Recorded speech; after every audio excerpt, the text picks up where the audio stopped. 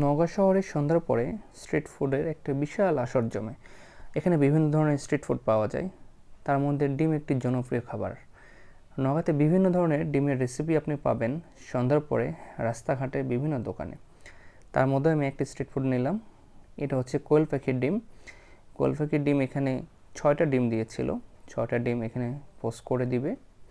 6টা ডিম পোস্ট করতে আমার টাকা নিল 30 টাকা, এবং এটা বিভিন্ন ধরনের মশলা দিয়ে তারা বানায় দেয়।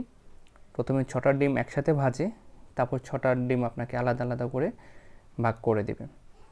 তো এটা খেতে খুবই মজা, আমি মাঝে মাঝে এটা খাই।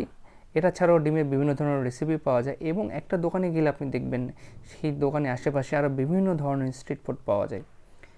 যারা নওগাঁ আসবেন বা যারা নওগাঁ কখনো ঘুরতে আসেন নাই, নতুন আসবেন, তারা আসলে অবশ্যই আমাদের নওগাঁ শহরে বিভিন্ন ধরনের স্ট্রিট ফুডগুলো ট্রাই করে দেখবেন।